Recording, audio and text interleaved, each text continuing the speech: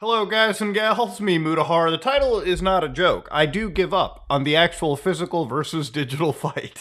You know, if I made my video 2 days ago on Microsoft and how I believe Xbox and their lack of preservation is killing the games industry, had I just waited 24 hours, I would probably have had an extra like 30, 40 minutes on top of that just to talk about the new Xbox leaks that have come out. Now, for those of you who don't know, the Xbox and the FTC had a little bit of a kerfuffle. There was a bunch of leaked information. I actually still don't know who was entirely responsible for leaking the next like 10 years of what Xbox wanted to do. But it's not good, okay? Now, to understand, ladies and gentlemen, I'm a huge fan of owning my stuff, right?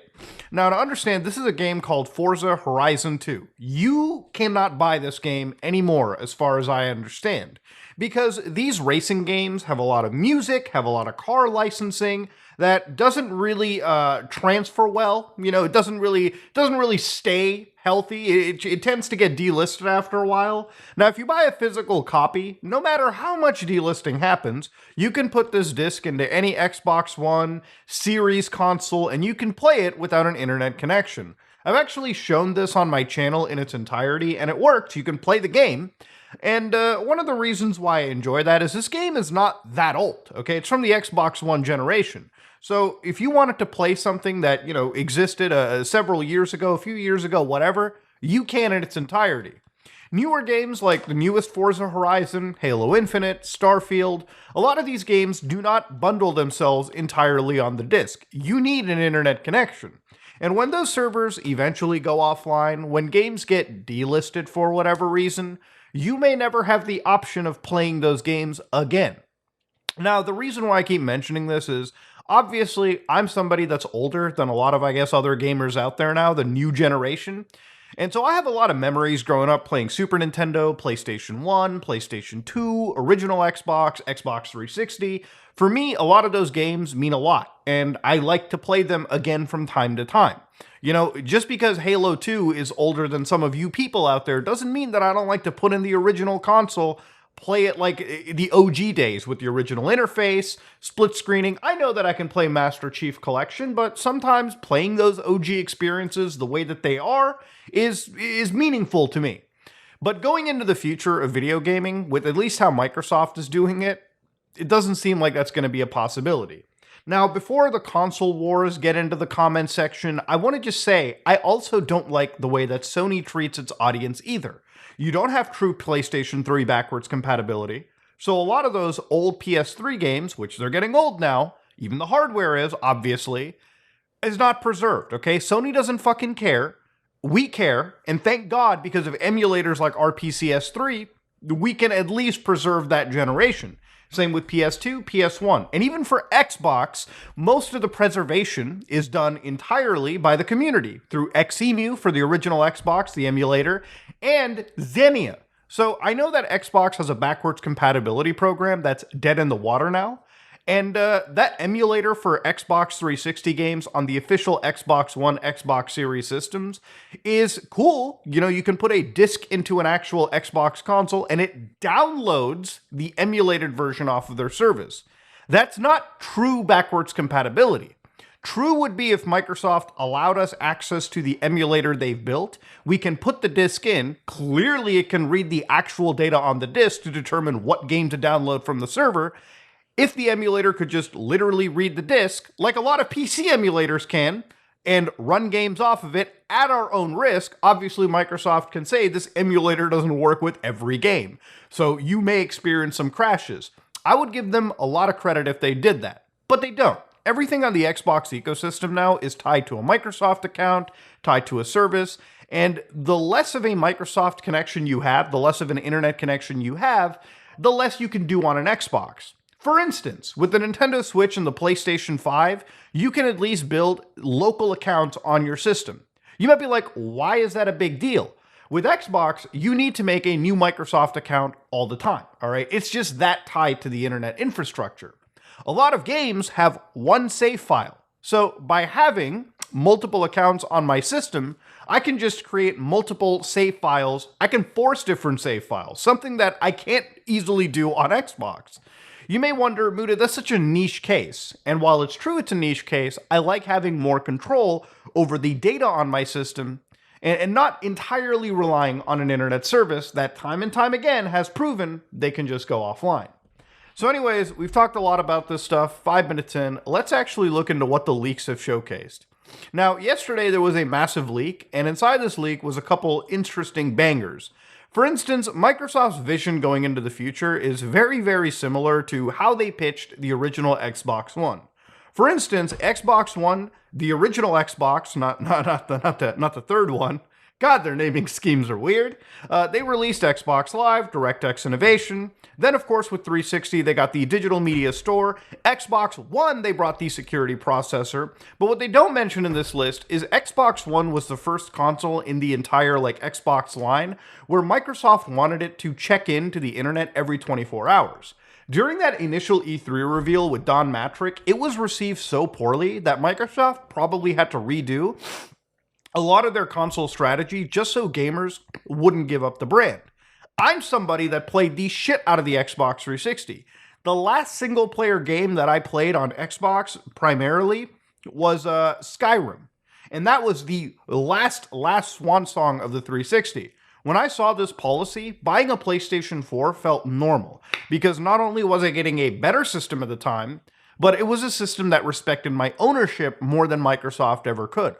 Now, obviously, Microsoft's changed course, but throughout the next several years, they released a Series X, which has xCloud, a lot of cloud gaming, all right, and of course, Xbox Series S and X is where they truly started not having a lot of games on the disc, so like Starfield, like Halo Infinite. Going into the future, they want to create cloud hybrid games, okay?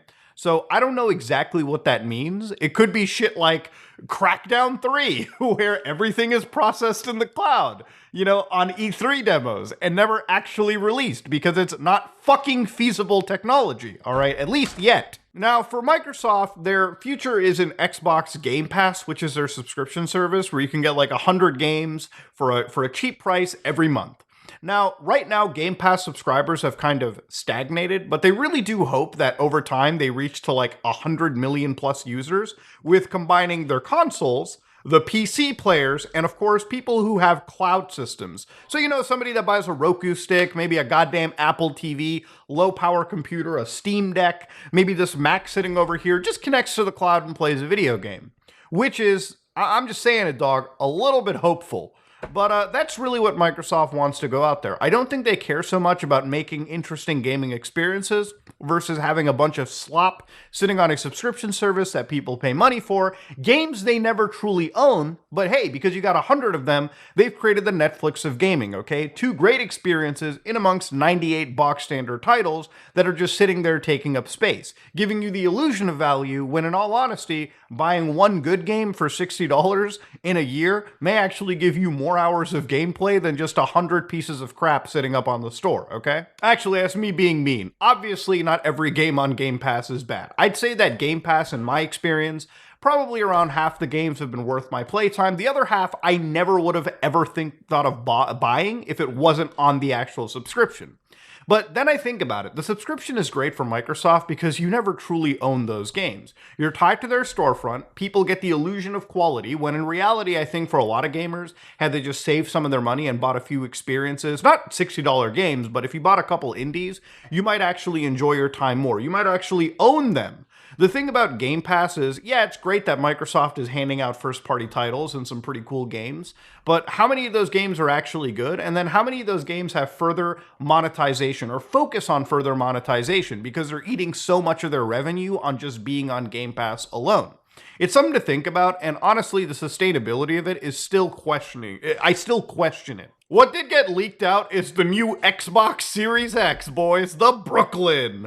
The most powerful Xbox ever, now adorably all digital. God, I fucking hate this shit, dude.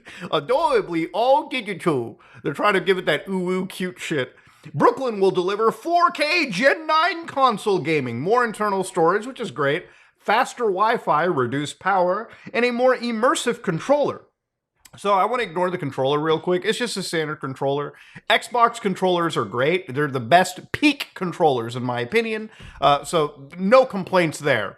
But this is giving our fans more to love. Beautiful and innovative new design. Shit looks like a Mac Pro from the garbage can era, dog. How's that innovative? More internal storage for games. Okay, that's great. USB front power port with power delivery. Cool, I can charge my phone while I play.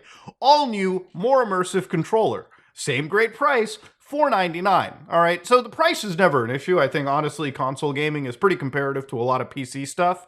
But honestly, I would still recommend buy a PC. You get a lot more options. So a lot of this stuff is built around sustainability, which is where the digital comes in. Now, I have no issue with like sustaining and being friendly for the earth, but I think a lot of companies use this as a Trojan horse to take away ownership from you. All right, hey, less e-waste, things are great for the environment.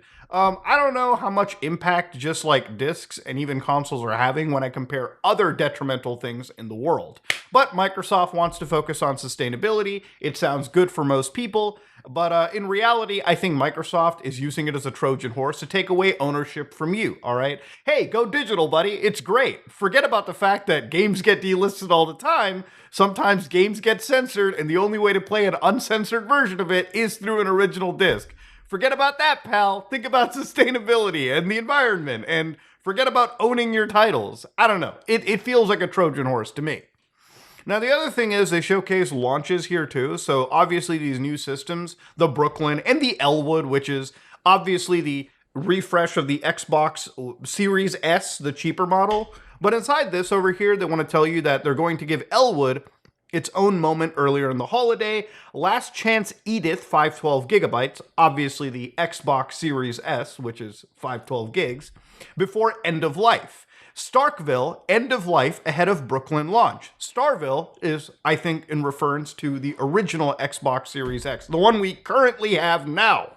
So once those are gone, they want to go with this all-digital future, all right, which losing a physical disc drive on an actual system, you know, for good, for realsies, is not good going into the future. If both these systems are digital only, the only system on the market with a physical drive will be Sony's PlayStation 5. And who knows if Sony ends up wanting to give that up too. We literally could lose disk drives this fucking generation of gaming. And if that happens, I'm done. Now, they even said the voice of the player, which I think is the cringiest shit in the world too. This is what they expect gamers to actually say. Loving the new storage options, but the real highlight is the new controller, awesome new haptics, rechargeable battery. Thank you! Finally we get rechargeable battery, that's all I would say.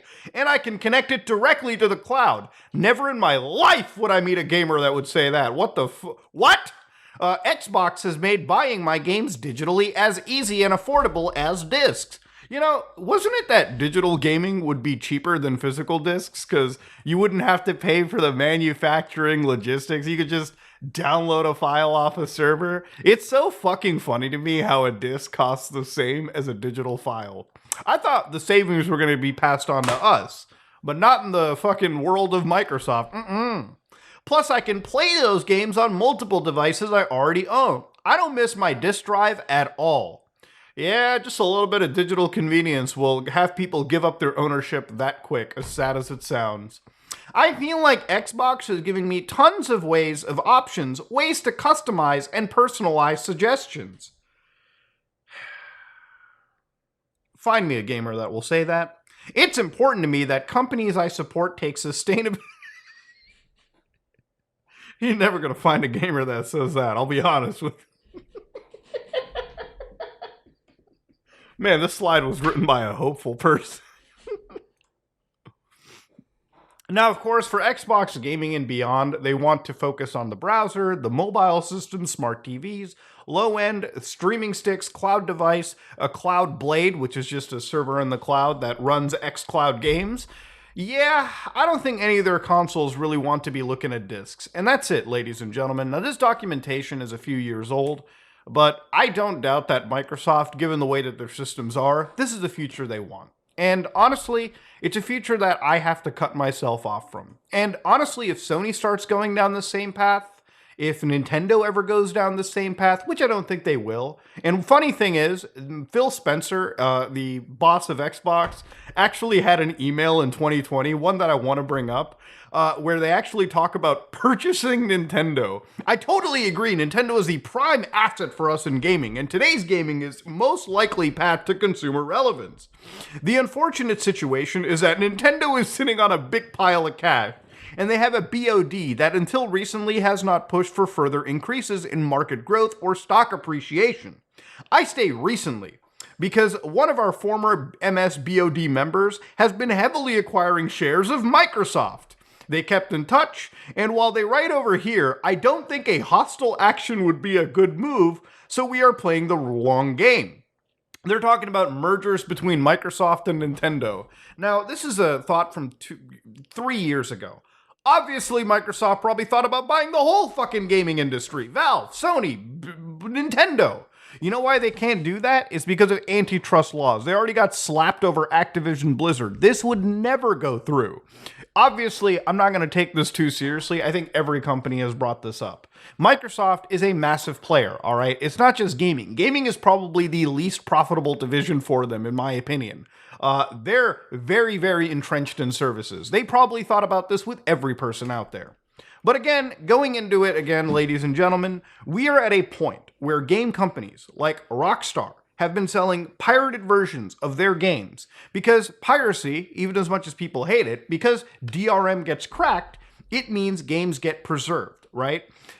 I'm not against digital ownership. If every digital store was like GOG, where they gave you your game files with no DRM, then I wouldn't give a fuck about physical, because at least the digital option is perfectly preserved, right? But right now, when it comes to ownership in today's day and age, this is the shit that actually keeps games in your hands entirely. So Microsoft wants to rip that away from you. And honestly, if every other game company wants to go down, then I'm truly done, okay? Because at that point, I'm not ever bothering with gaming in the future. I have so much shit in my backlog anyways that I could never truly finish it in one human lifetime. So I can die normally, okay? Realizing that I can play a lot of those older games I missed out on, that I want to play, and that's it. Because if the future of gamers want to actually not own their materials, and that's it, then that's fine. That's on them. But don't be complaining 10, 15 years from now when you want to play something from this generation, and you can't because it's tied to an internet server, because the game was never on a disc, because it got delisted. Because this is the bed you've made, okay? This is the bed you thought was okay. Now you fucking lie in it, and you call it a day. Simple as that. Ladies and gentlemen, I'm sorry this video was a little bit dry, kind of sad, but honestly, this fight's not worth it. Tomorrow, I'm going to be looking into like a scammer getting scammed. But ladies and gentlemen, this is me, Mutahara, and if you like what you saw, please like, comment, and subscribe. Dislike if you dislike it. Ooh, that would have sucked if this fell. I am out.